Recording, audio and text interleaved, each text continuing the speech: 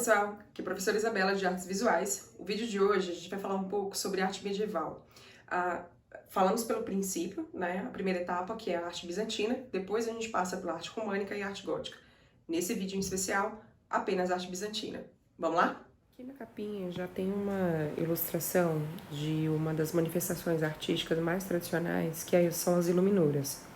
As iluminuras normalmente são ornamentações em páginas, em pergaminhos, e letras capitulares, aquela letra grandona que começa nos capítulos dos livros. Bom, a arte românica, o período medieval é dividido em 3 etapas: período bizantino, período românico e o período gótico. Românico, não pode confundir com romântico, porque o período romântico vira outra coisa. Românico também pode ser chamado de romanesco. Cada uma das fotografias ilustram essas etapas. A gente vai ver todas, né, em determinados momentos, só que hoje será mais profundo em bizantino. Antes, né, de toda essa produção medieval, falar primeiro sobre a arte cristã primitiva, que é o período que começou tudo, né, toda essa preocupação visual, representações com significados religiosos, enfim.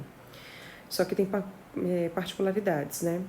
Do período de 64 a 305, os cristãos eles eram perseguidos, né? Então, de Nero até Diocleciano, eles foram perseguidos. Então, para manifestar o pensamento cristão, eles utilizavam símbolos que representassem, códigos que representassem aspectos religiosos. Por exemplo, aqui nesse mosaico, percebe-se aqui o desenho de um peixinho, e esse peixe faz a representação do próprio Jesus Cristo. Tanto que a palavra ictis, numa tradução, seria Jesus, enfim, né? E peixe, né?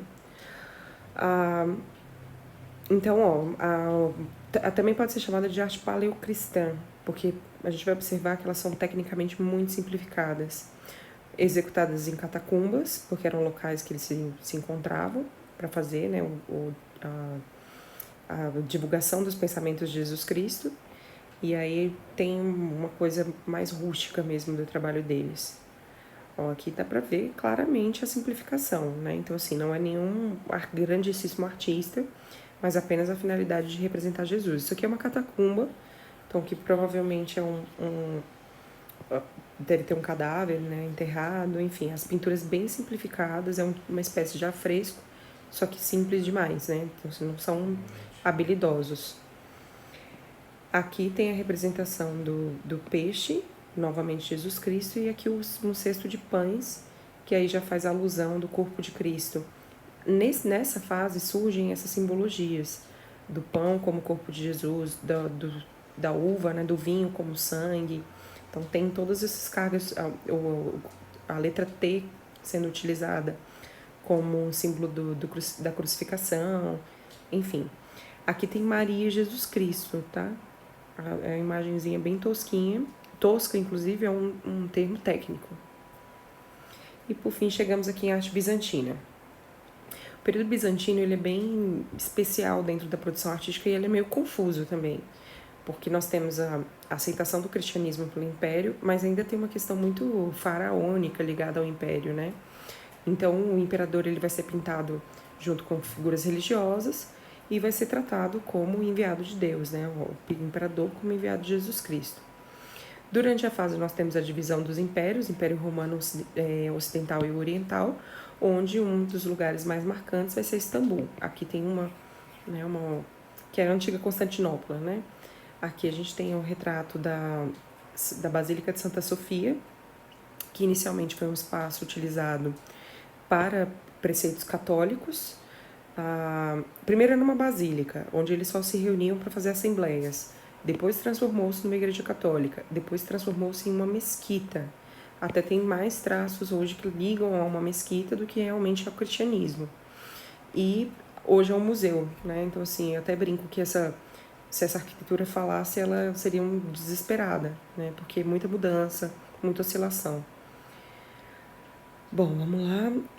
Aqui tem alguns pontos históricos, né? Cisma do Oriente, que é a divisão do catolicismo, aproveitamento da força religiosa para a manutenção do poder político, algo que ainda existe muito, infelizmente.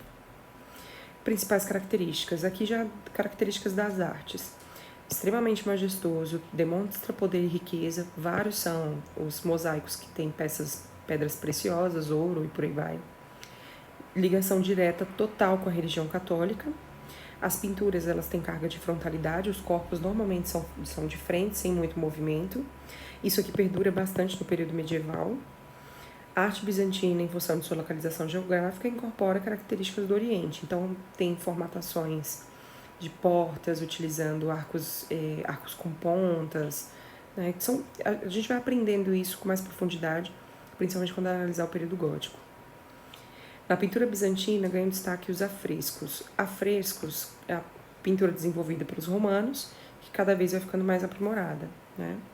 E também teremos, isso aqui é um ponto importante, que são as ilustrações de livros, que aí está ligado às iluminuras.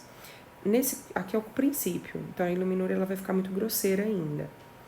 Lá no período gótico, as iluminuras, as ilustrações de livros, vão ter o ápice. Uso de mosaicos, né? A arte bizantina faz a constante ornamentação das arquiteturas com mosaicos. Por exemplo, aqui, né, tem essa referência. Ó, aqui, isso aqui é parede e aqui é a aplicação de mosaico. Essas peças são pedaços de ouro, tá? A referência de Maria e Jesus Cristo. Jesusinho bem esquisitinho. Mosaicos eram confeccionados com pequenos pedaços de pedras e vidros a partir sobre cimento fresco, também é muito utilizado. Bom, mosaicos da Hagia Sophia, que é esse local aqui. Isso aqui é a Hagia Sophia, que é a Basílica de Santa Sofia.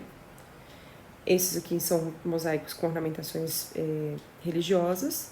Mas, vez ou outra, aparece uma figura do império, uma esposa, tem uma coisa bem caótica.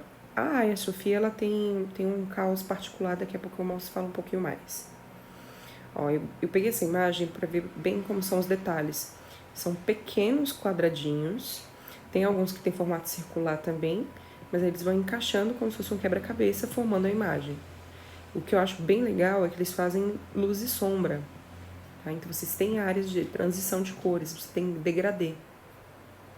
Aqui é a Hagia Sophia, essas estruturas são chamadas de minaretes, né? Você vê até uma certa despreocupação estética, né? Um completamente diferente do outro. E aqui é o interior. Ó, essa fotografia, isso aqui é uma pintura onde retrata a época que era uma mesquita. Então as pessoas elas estão aqui nas suas preces, provavelmente numa direção específica. Aqui museu, como é hoje. Isso aqui já é influência do Império Otomano, quando invadiu, né, Constantinopla.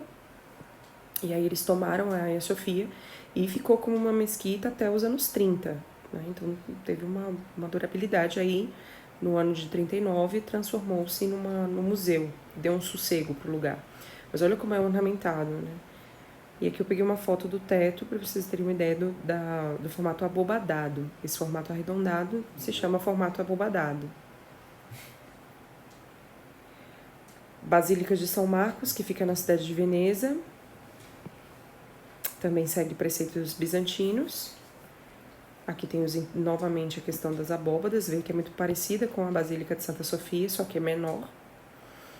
Extremamente ornamentada. Novamente a questão do ouro, da luxuosidade, a figura de Jesus Cristo majestosa, ligada à representação do império, né, como se fosse um imperador. Esse local é bem rico, visitado, né, turístico pra caramba, que é um incômodo das pessoas que moram em Veneza. Aqui tem as ornamentações, vê que tem muita influência do Oriente, né? Então, assim, esse formato pontudo, o uso dos dourados, as simbologias, a forma como a construção das estrelas, e é bem rudimentar, né? Tipo, a forma como eles representavam o crucifixo. Então, é o princípio mesmo da religiosidade. Outro ponto importante, as esculturas, elas não têm o perfeccionismo grego ou romano. Apesar da forte influência, os escultores eles não eram absurdamente habilidosos, até porque eram muitas obras que tinham que ser reproduzidas. Ó, a localização, um lugar lindo. Né? O cavalo meio simplificado.